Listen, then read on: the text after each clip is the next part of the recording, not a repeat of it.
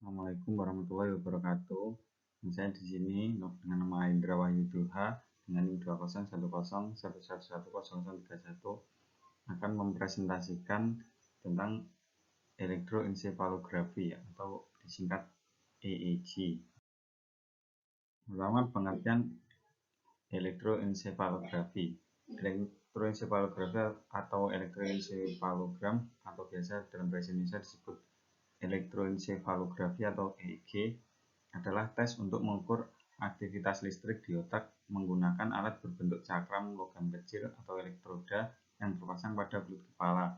Tes ini dapat mengidentifikasi aktivitas listrik yang abnormal di otak yang mungkin mengindikasikan adanya kelainan sistem saraf atau penyakit otak tertentu. Sebagai informasi, sel-sel otak berkomunikasi melalui impuls listrik yang aktif sepanjang waktu termasuk saat tidur. Pada saat pemeriksaan EEG, aktivitas listrik tersebut akan terekam dalam bentuk garis bergelombang di layar komputer, dapat dicetak di kertas agar dapat lebih mudah dibaca dan ditafsirkan. Pemeriksaan EEG adalah tes yang biasanya dilakukan oleh spesialis terlatih yang disebut neurofisiologi atau klinis. Tes ini umumnya dilakukan pada saat kunjungan atau pemeriksaan ke rumah sakit atau laboratorium. Fungsi elektroensefalografi.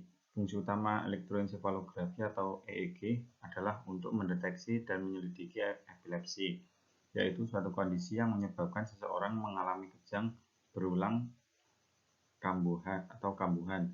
Dengan tes rekam otak ini, dokter dapat mengidentifikasi jenis epilepsi yang alami, hal-hal yang mungkin memicu terjadinya kejang kambuhan, serta pengobatan yang tepat dan terbaik. Namun EEG juga dapat dilakukan untuk beberapa kondisi lain. Kondisi pemeriksaan elektroensefalografi. Yang pertama, memastikan kematian otak pada seseorang yang sedang koma. Kedua, membantu menemukan tingkat anestesi yang tepat pada seseorang yang mengalami koma yang diinduksi secara medis. Yang ketiga, mengidentifikasi gangguan tidur atau perubahan perilaku. Yang keempat, memantau kondisi otak termasuk aliran darah di otak selama prosedur pembedahan. Kelima, mencari tahu penyebab pingsan atau periode hilang ingatan yang tidak dapat dijelaskan. Yang keenam, mengevaluasi aktivitas otak setelah cedera kepala yang parah atau sebelum transplantasi jantung atau transplantasi hati. Hal-hal yang perlu diperhatikan selama pemeriksaan elektroensefalografi. Saat menjalani tes elektroensefalografi biasanya perlu tidur pada saat tes berjalan. Mungkin akan diminta untuk mengurangi waktu tidur pada malam sebelumnya. Jika pemeriksaan EEG dilakukan dengan kondisi tertidur, orang dewasa mungkin disarankan untuk tidak tidur lebih dari 4-5 jam. Sedangkan pada anak mungkin tidak boleh tidur lebih dari 5-7 jam pada malam sebelum tes. Untuk pemeriksaan EEG pada anak, dokter mungkin akan memberi saran atau cara lain untuk membantu anak lebih mudah tertidur saat tes dijalankan. Ini adalah contoh percobaan aktivitas EEG pada pembaca nyaring. Perekaman data EEG pada saat aktivitas membaca nyaring dilakukan. Pengambilan data dilakukan melalui perekaman sinyal listrik di otak melalui elektroda yang dipasang berdasarkan titik sistem internasional 10-20, yakni pada frontal polar 1 atau FP1, frontal polar 2 atau FP2, occipital 1 atau O1, occipital 2 atau O2, cuping telinga 1 atau A1, dan cuping telinga 2 atau A2. Frekuensi sampel sebesar 200 Hz dengan impedans lebih dari 10 ohm untuk setiap elektroda. Plot topografi otak hasil perekaman elektroensefalografi. Plot topografik subjek A pada kondisi delta 0-4 Hz dan theta 4-8 Hz menunjukkan pola yang sama muncul sinyal listrik positif dari arah kanan depan pada kanal frontal polar 2 atau FP2 ke arah kiri belakang. Pada kondisi alfa 8-12 Hz terdapat pelebaran arus positif hingga sampai ke parietal 8 atau P8. Pada kondisi beta 12-40 Hz dan gamma lebih dari 40 Hz menunjukkan arus positif muncul dari arah parietal 8 atau P8 dan occipital 2 atau O2 ke arah arus negatif di frontal 3 atau F3 hingga ke frontal polar atau FP1.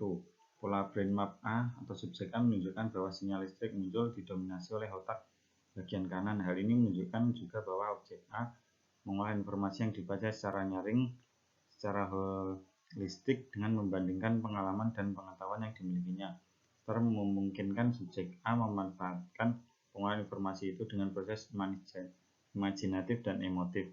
Selain itu, subjek A berupaya memainkan intonasi saat membaca teks dengan memanfaatkan kemampuan musik kanan. Pola brain map B atau subjek B menunjukkan pola yang berbeda. Frekuensi delta pada frontal polar 1 atau V1 dan frontal polar 2 atau V2 lebih aktif. Arus positif muncul dari bagian depan. Kondisi delta ini menunjukkan bahwa pada subjek B lebih banyak memproses informasi berupa visual seperti memahami bentuk huruf. Subjek B merupakan siswa asing berasal dari Korea yang memungkinkan pada membaca subjek B berusaha mengenali dan menginterpretasi bentuk visual. Pada kondisi theta, F1 lebih aktif. Hal ini menunjukkan bahwa pola perubahan delta ke theta dapat dideskripsikan sebagai proses pengolahan informasi dari pengenalan atau pemahaman informasi visual menjadi pengolahan informasi kritis atau seperti membandingkan dan menganalisis. Pada kondisi alfa atau FP2 justru lebih aktif. Hal ini menunjukkan perubahan theta ke alfa dapat dideskripsikan sebagai proses pemanfaatan memori visual atau pengalaman berupa informasi visual. Sementara itu, pada kondisi beta dan gamma menunjukkan aktivitas sinyal listrik di belahan otak kanan lebih aktif. Munculnya sinyal listrik pada hampir keseluruhan bagian kanan menunjukkan subjek B berkonsentrasi dalam mempergunakan intonasi saat mendengaring. Kesimpulannya, subjek A atau penutur asli bahasa Indonesia dan subjek B penutur asing, spektrum EEG yang dihasilkan subjek A lebih stabil dan menunjukkan dominasi otak kanan pada saat membaca nyaring. Artinya, pada saat aktivitas membaca nyaring dilakukan, subjek A lebih banyak mengakses imajinasi dan memanfaatkan skemata melalui memori. Subjek A memahami teks yang dibaca dengan cara mengaitkan informasi dalam teks dengan pengalaman yang telah diperolehnya. Berbeda dengan subjek B atau penutur asing, spektrum EEG yang dihasilkan sangat dinamis dan menunjukkan aktivitas pada kedua belah otak secara bergantian. Artinya, subjek B berusaha untuk memahami informasi pada teks yang mungkin bertentangan dengan pengalaman atau informasi yang belum terdapat pada skematanya.